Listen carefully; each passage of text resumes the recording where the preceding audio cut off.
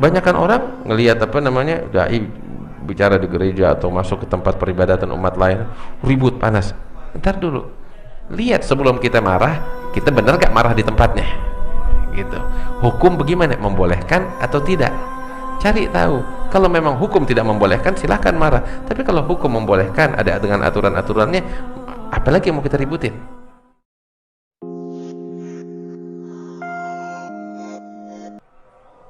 Tafadhal. Kemarin ada yang nitip, kalau orang berdakwah ceramah di gereja, Iya. satu. Kedua nih, kita bawaannya panas orangnya, gitu kan. Kalau ngeliat orang kayaknya kalau ngomong kagak bisa, maunya marah-marah mulu gitu. Kalau kita cuman ya bisanya dalam hati aja dah, itu termasuknya dakwah. Katanya kalau dalam hati itu dilipat gandain gitu. Baik. Pertanyaan pertama, dakwah di gereja gimana?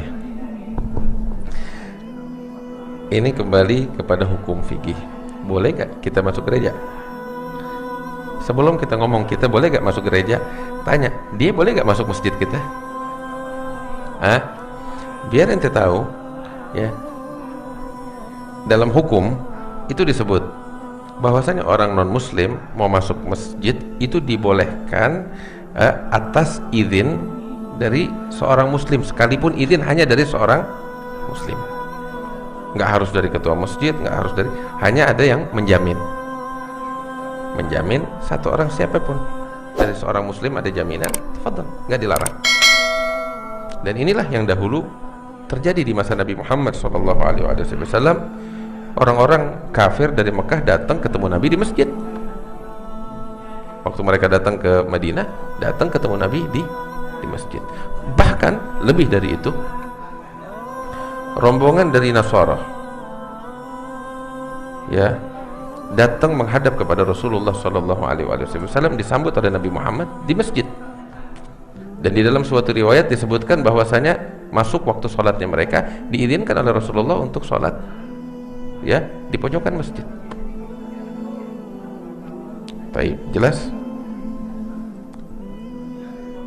Baik. Nah sekarang sebaliknya, kita masuk ke rumah peribadatan mereka, boleh gak? Kalau kita masuk untuk beribadah, ya dilarang. Kita masuk untuk beribadah dengan ibadahnya mereka, nggak boleh. Namun beda halnya, kita masuk bukan untuk beribadah dengan ibadahnya mereka, maksudnya beribadah dengan agama mereka, bukan, tapi untuk kepentingan tertentu. Di dalam agama nggak dilarang. Dan ini terjadi oleh Sayyidina Umar ibn al-Khattab tatkala pembebasan penaklukan Baitul Maqdis. Saat itu yang berkuasa di Baitul Maqdis adalah kaum Nasrani. Kunci-kunci Baitul Maqdis di tangan mereka dan diserahkan saat kemenangan itu kepada Sayyidina Umar ibn al-Khattab. Dan Sayyidina Umar keliling melihat Masjidil Aqsa, Baitul Maqdis. Terus diajak juga, didampingi oleh pemimpin gereja saat itu, pemimpin Nasrani saat itu, mendampingi Sayyidina Umar bin Khattab ya untuk keliling, dan diantaranya itu masuk ke gereja mereka. Tadi disebutkan. Nah, dan tatkala Sayyidina Umar lagi di dalam gereja mereka ya, masuk waktu sholat, kalau tidak salah waktu sholat asar itu waktu, maka saat itu digelarkan sejadah, dipersilahkan oleh pihak gereja kepada Sayyidina Umar untuk sholat di dalam gereja. Apa yang terjadi? Sayyidina Umar menolak. Kenapa menolak? Apakah menolak sholat di situ? Enggak, bukan. Beliau menolak bukan karena alasan dilarang di dalam agama sholat di dalam situ, bukan. Tapi beliau menolak, beliau bilang, saya khawatir kalau saya sholat di sini, datang satu masa umat Islam akan merebut gereja kalian karena ini udah menjadi tempat sholatnya saya. Paham? Jadi beliau tidak sholat demi maslahahnya pihak gereja saat itu.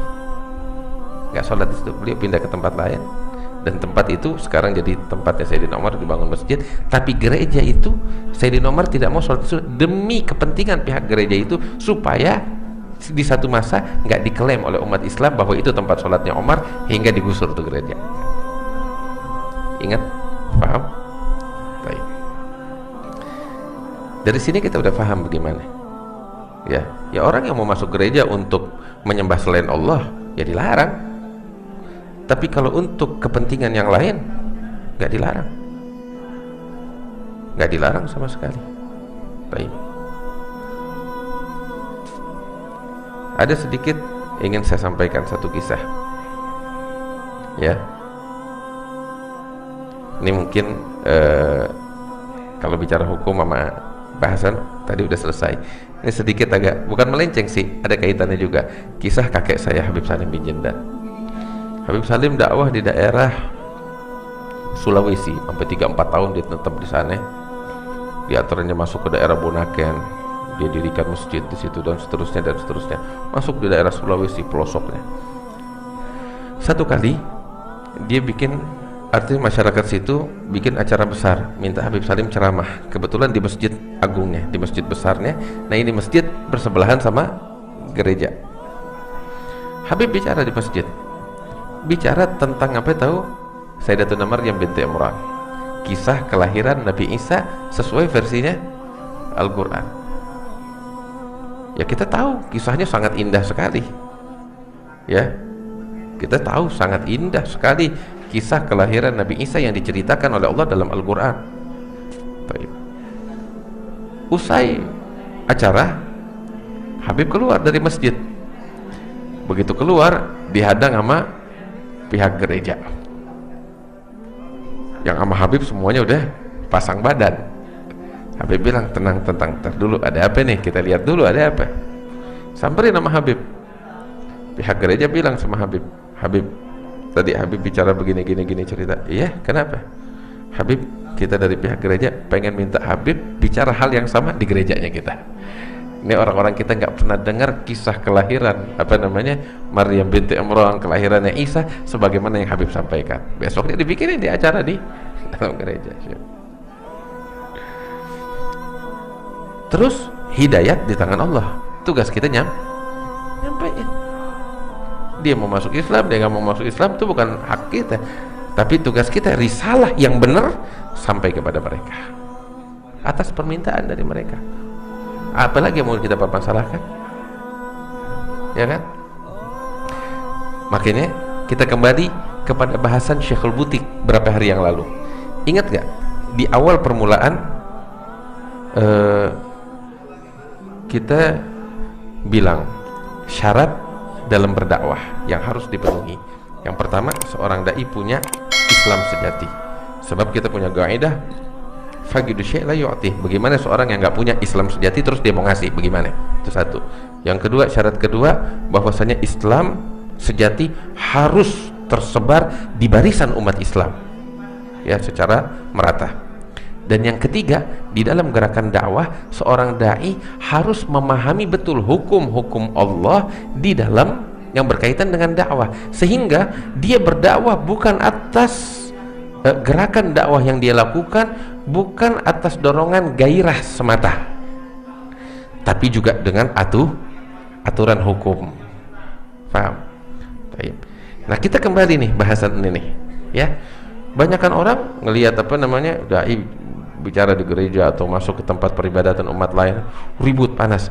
Ntar dulu, gairah cakep ada di hati, tapi ini gairah juga mesti dekat dengan hukum. Lihat sebelum kita marah, kita benar gak marah di tempatnya, gitu. Hukum bagaimana, membolehkan atau tidak? Cari tahu. Kalau memang hukum tidak membolehkan, silahkan marah. Tapi kalau hukum membolehkan, ada dengan aturan-aturannya, apalagi yang mau kita ributin, gitu. Terkadang kita ribut sama kita karena dasar apa? Gairah yang gak didasari dengan ilmu. Wallahu a'lam. Saya kira jelas. Sampai di sini cukup. Insya Allah bahasan tentang dorongan kasih sayang akan kita bahas dalam pertemuan kita yang besok. Wallahu a'lam bishawab. Al-Fatihah bil qabul tamam bil sulus laishan dhahran batinan wa ila hadratin Nabi Muhammadin sallallahu alaihi wasallam. Al-Fatihah.